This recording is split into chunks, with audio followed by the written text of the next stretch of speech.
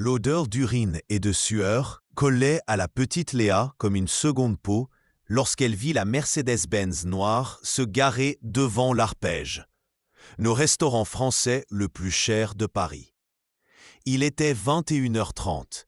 Cela faisait 3 jours qu'elle n'avait rien mangé d'autre que des restes trouvés dans les poubelles du marché.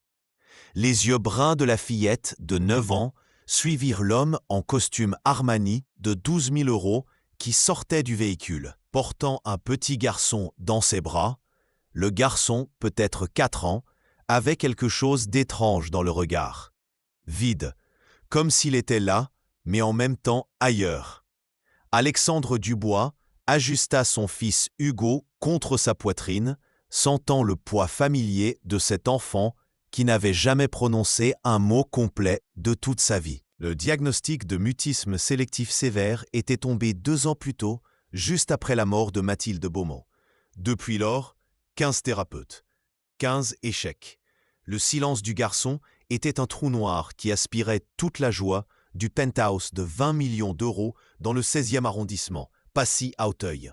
Ce fut alors que Léa s'approcha. Le pied nu, sa robe déchirée qui fut un jour bleue, avait maintenant la couleur indéfinie de la misère. « Monsieur, une pièce pour manger ?» La voix rauque de celle qui avait trop crié ou trop pleuré. Alexandre s'apprêtait à faire le geste automatique de la repousser quand quelque chose d'extraordinaire se produisit. Hugo, qui ne fixait jamais son regard sur personne, tourna la tête. Ses yeux rencontrèrent ceux de Léa et restèrent là, captifs.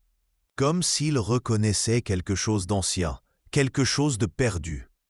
« Je peux le faire parler, » dit Léa soudainement, la faim la poussant à risquer l'impossible. « En échange de nourriture, je sais comment faire parler un enfant muet. » C'était un mensonge, bien sûr, mais elle avait remarqué ce regard.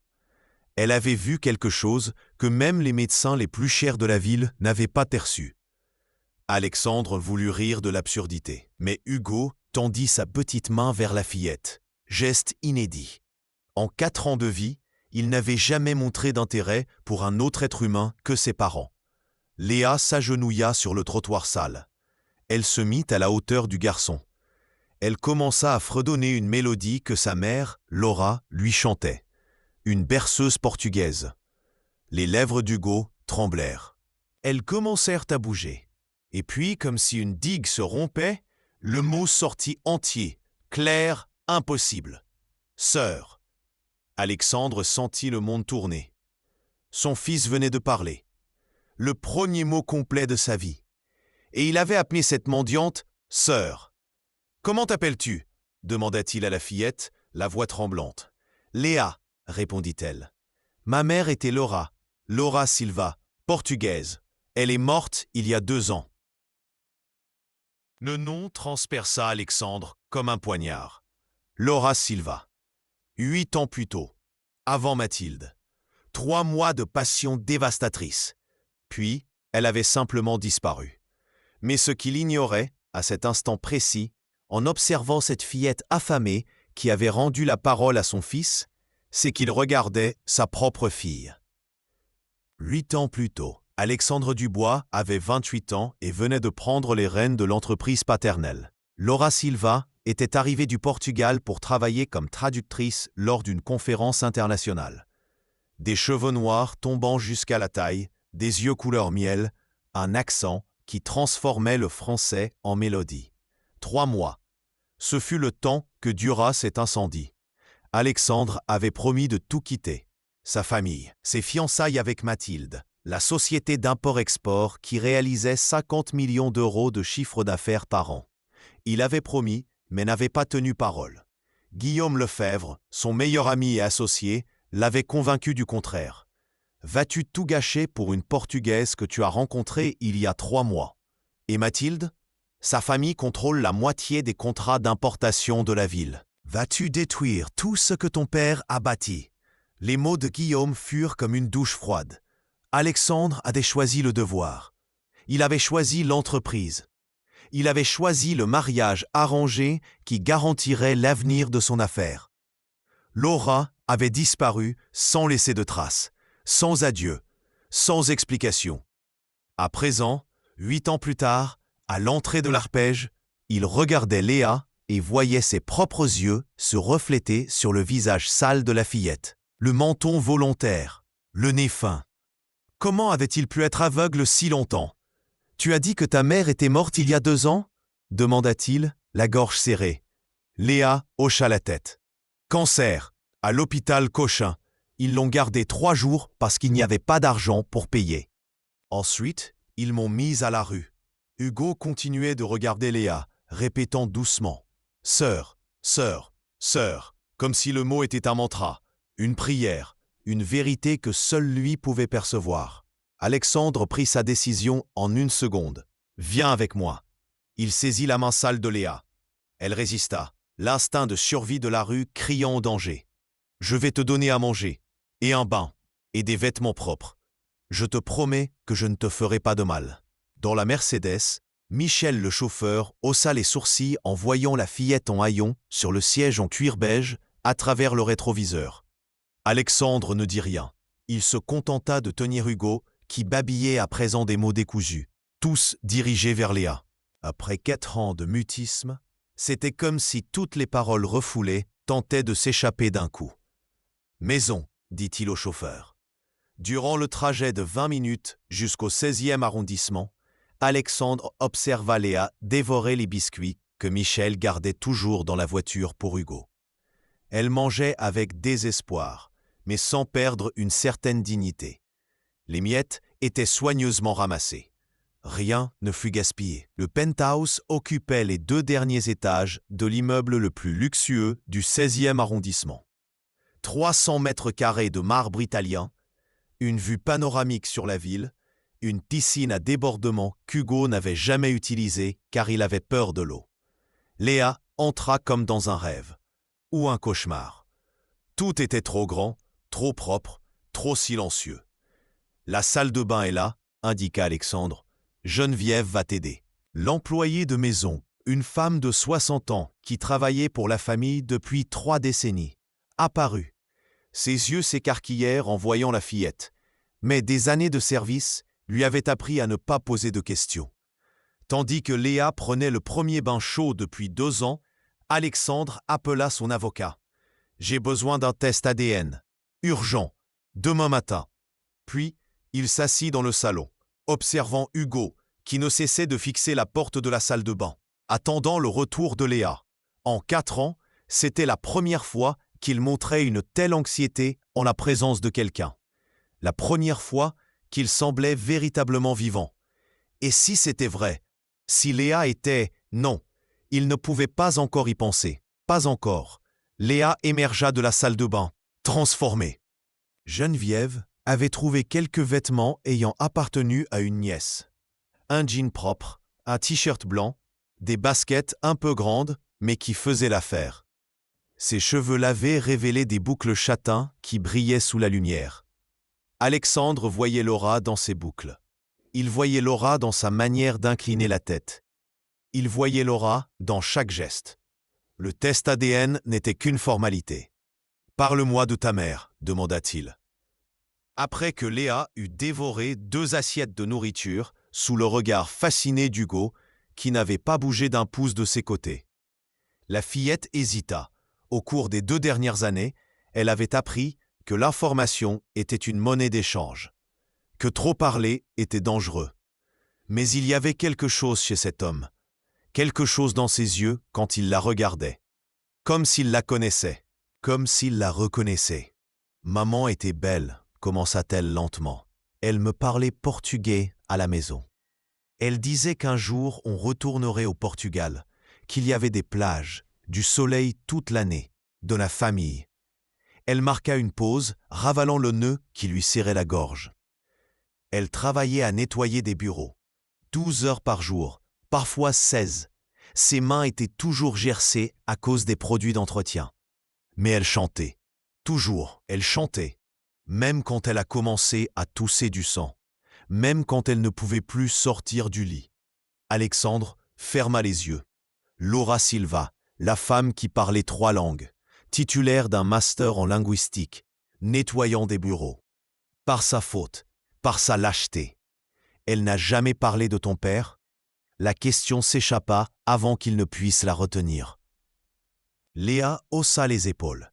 Elle disait que c'était un homme important, qu'il avait dû choisir une autre vie, que ce n'était pas sa faute. Un pieux mensonge de Laura, le protégeant jusqu'à la fin. Hugo bâilla. Il était presque 23 heures. Mais quand Alexandre tenta de l'emmener dans sa chambre, le petit garçon agrippa la main de Léa. « Sœur, viens », dit-il clairement. 2 mots, ensemble, formant une phrase. Les médecins avaient affirmé qu'il faudrait des années de thérapie pour en arriver là.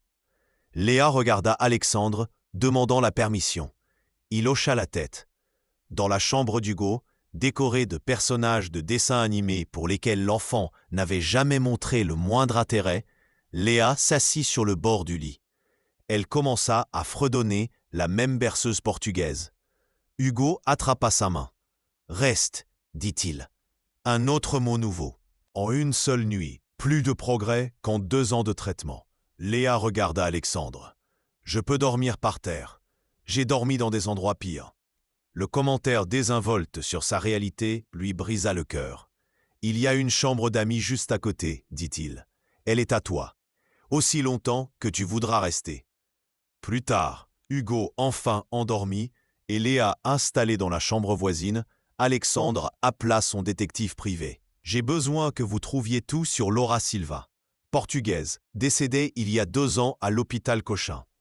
Et je dois tout savoir sur ses 9 dernières années dans cette ville. » Ensuite, il se servit à whisky et contempla les lumières de la ville. Quelque part en bas, Laura avait souffert. Elle avait élevé sa fille dans la misère. Elle était morte seule. La sonnette retentit près de minuit. Guillaume Lefebvre entra sans y être invité, le visage masqué par l'inquiétude. « Michel m'a dit que tu as ramené une mendiante à la maison. Alexandre, as-tu perdu la raison? Sais-tu le risque que tu cours? Et si elle vole? Et si elle apporte des maladies ?» Alexandre le fixa froidement. « Elle a fait parler Hugo. » Guillaume marqua une pause. « Comment? Je ne sais pas, mais il a parlé. Plusieurs mots. Il l'appelle sœur. » L'associé fronça les sourcils. « Sœur? Quelle absurdité! C'est une arnaque, Alexandre. Ça doit l'être. » Mais ce n'était pas une arnaque. Et tous deux découvriraient la vérité très bientôt. L'enquêteur apporta plus d'informations cet après-midi-là. Laura avait tenté de le contacter quand elle avait découvert sa grossesse. Appel sans réponse. Lettre retournée. « Quelqu'un a activement bloqué toute tentative de contact, » dit l'enquêteur. « Professionnellement, ils ont changé votre numéro de téléphone dans ces dossiers.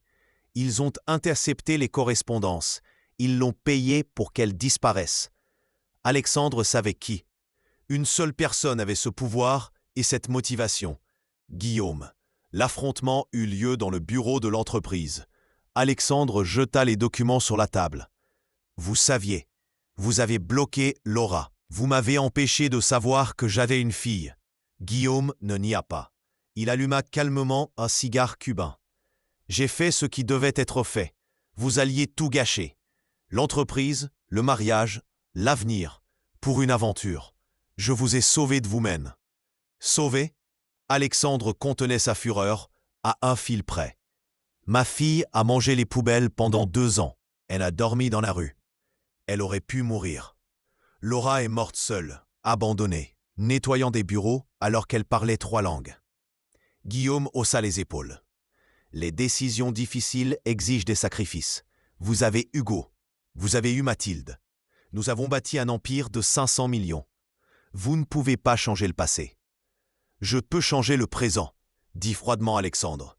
« Vous êtes viré. De l'entreprise, de ma vie, et vous allez payer une compensation. 10 millions d'euros pour Léa, où je rends public ce que vous avez fait. Je détruis votre réputation, votre famille, tout. » Guillaume pâlit. « Vous ne feriez pas ça. Nous sommes associés depuis 15 ans. Je suis le parrain d'Hugo. Vous avez laissé ma fille dans la misère. Il n'y a pas de pardon pour cela. » Ce soir-là, Alexandre rassembla son courage pour dire la vérité à Léa. Ils s'assirent dans le salon. Hugo entre eux, jouant avec un puzzle qu'il n'avait jamais touché auparavant. « Léa, le test que nous avons fait, je suis ton père. La fillette resta silencieuse si longtemps qu'il crut qu'elle n'avait pas compris. Puis, une larme coula, puis une autre. « Maman a dit que vous ne saviez pas, que si vous aviez su, vous seriez venu. »« Je ne savais pas, » confirma-t-il, la voix nouée. « Mais maintenant je sais, et tu n'auras plus jamais faim. Tu n'auras plus jamais froid. Tu ne seras plus jamais seul. Tu es ma fille, la sœur d'Hugo. C'est ta maison maintenant. » Léa regarda autour d'elle, le luxe absurde, le frère qui ne la quittait pas des yeux, le père qu'elle venait de trouver. « Puis-je t'appeler papa ?» La question si simple, si lourde d'espoir et de peur, brisa les dernières défenses d'Alexandre. Il pleura comme il n'avait pas pleuré depuis la mort de Mathilde.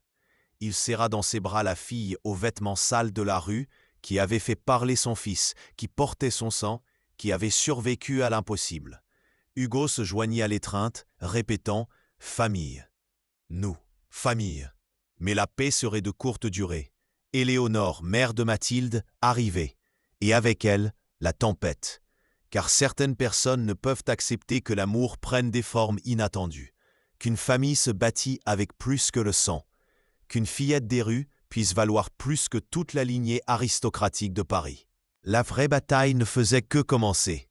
Éléonore de Montaigne fit irruption dans l'appartement comme une force de la nature. 3 jours plus tard, robe Chanel noire, perles autour du cou, le visage masqué d'une désapprobation aristocratique. « Où est-elle? Où est cette créature que tu as ramenée de la rue ?»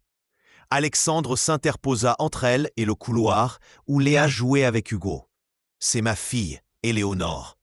Votre petite fille par le cœur. »« Petite fille ?» Éléonore cracha le mot comme un venin. « Cette bâtarde, fille d'une quelconque Portugaise, ayant vécu dans la rue comme un animal? Tu as complètement perdu la raison. » Sa voix résonna dans l'appartement. Léa entendit chaque mot, sentit chaque coup.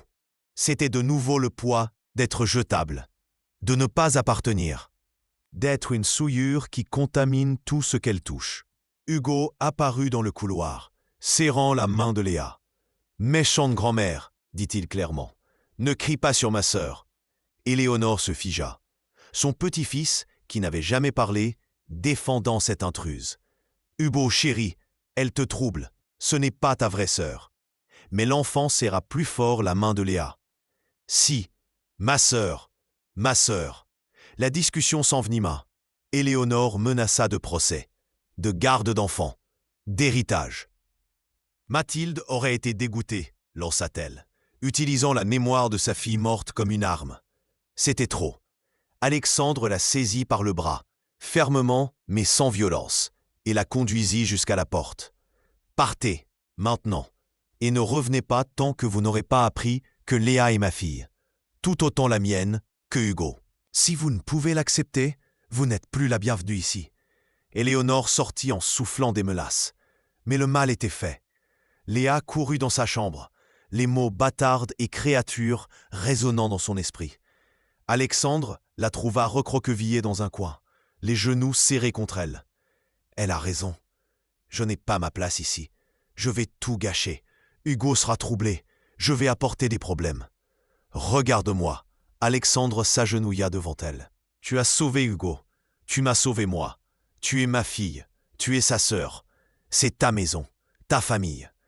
Personne, ni Éléonore, ni le monde entier, ne changera cela. » Léa leva ses yeux humides. « Tu me le promets ? » ?»« Je te le promets. » 2 semaines plus tard, l'enlèvement eut lieu. Malik, le souteneur qui contrôlait les enfants des rues du centre, avait découvert où se trouvait Léa. Non pas pour la fillette elle-même, mais pour ce qu'elle représentait désormais, la fille d'un millionnaire. Une rançon facile. Avec Reda et Sani, ses complices, ils mirent en place l'embuscade. Ils s'emparèrent de Léa dans le parc Monceau, alors que le chauffeur était distrait. Le téléphone portable d'Alexandre sonna 1 heure plus tard.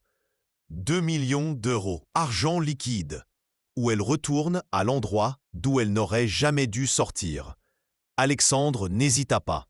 Il activa son équipe de sécurité, localisa l'appel, prépara l'argent. Il arriva à l'entrepôt abandonné d'une cité de Seine-Saint-Denis avec une mallette de billets et 5 agents de sécurité dissimulés. Il vit Léa ligotée, blessée mais vivante. Malik sourit, dévoilant ses dents en or. Le riche est venu chercher son rebut des rues. L'encerclement fut rapide. Les agents de sécurité surgirent. Des tirs de sommation. En quelques minutes, Malik et ses complices étaient à terre, menottés. Léa, blottie dans les bras de son père, tremblait mais était en sécurité. « Plus jamais !» murmura Alexandre. « Plus jamais personne ne te fera de mal. » 1 an plus tard, la Fondation Espoir occupait un immeuble entier dans le 17e arrondissement.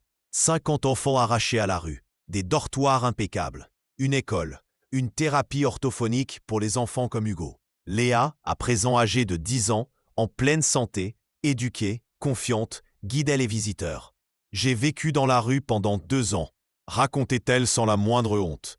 Maintenant, j'aide d'autres enfants à retrouver une famille. » Hugo, à 5 ans, parlait couramment. Il aidait aux thérapies, apprenant aux autres enfants atteints de mutisme à trouver leur voix. « Ma sœur m'a appris à parler, » disait-il avec fierté.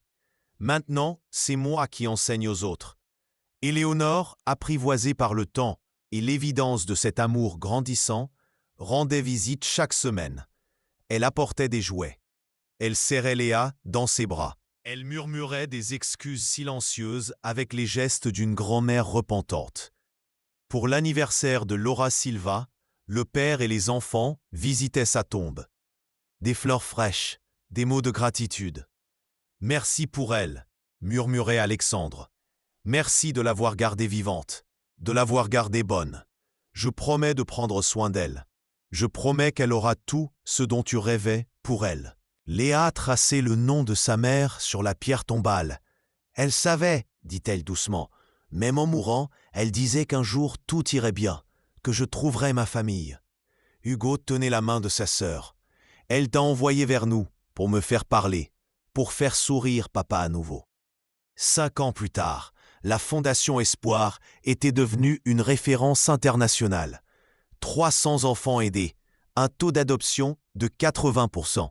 Léa, à 15 ans, prenait la parole lors de conférences. « La rue m'a appris la survie, mais c'est l'amour qui m'a appris à vivre. » Hugo, à 10 ans, était devenu un prodige de la linguistique, parlant 4 langues. « Ma sœur m'a donné une voix.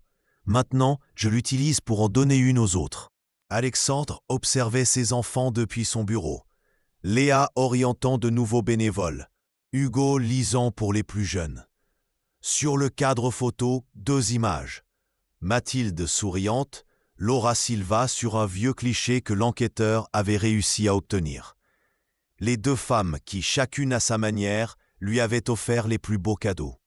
Cette nuit-là, pendant le dîner, Léa raconta l'histoire de la nouvelle petite fille arrivée à la Fondation. 5 ans, muette, effrayée. « Elle nous rappelle moi-même. Et Hugo, on va l'aider, n'est-ce pas, papa ?» Alexandre sourit.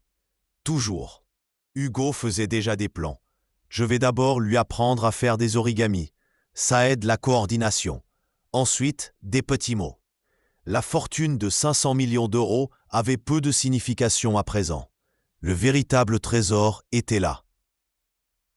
Dans cette fille qui avait survécu à l'impossible, dans ce fils qui avait retrouvé sa voie, dans cette famille bâtie sur les pertes et fortifiée par l'amour. Éléonore, réconciliée, rendait visite quotidiennement. Guillaume, ruiné après le scandale, avait disparu quelque part aux États-Unis. « T'as pas ?» demanda Léa cette nuit-là avant de dormir. « Penses-tu que maman serait fière ?» Alexandre serra sa fille dans ses bras. « Elle est fière. Où qu'elle soit, elle te voit. Elle voit ce que tu es devenu. Elle voit que ça en a valu la peine. Chaque instant de sa souffrance en a valu la peine parce qu'il a abouti à toi. » De la chambre d'à côté, Hugo cria. « Léa, viens voir, j'ai écrit une histoire, sur nous !» Tous 2 coururent pour voir. C'était simple. Plein de fautes d'orthographe, mais parfait. Il était une fois un petit garçon qui ne parlait pas et une petite fille qui n'avait pas de maison. Ils se sont rencontrés et sont devenus frères et sœurs. Et ils se sont sauvés mutuellement. Fin. Ce n'était pas la fin. C'était seulement le commencement d'une vie où la tragédie se transforme en raison d'être, où la perte devient un gain, où une enfant des rues devient un salut, où l'amour, le véritable amour, ne connaît ni origine, ni classe, ni temps. Il existe simplement, pur, transformateur, éternel.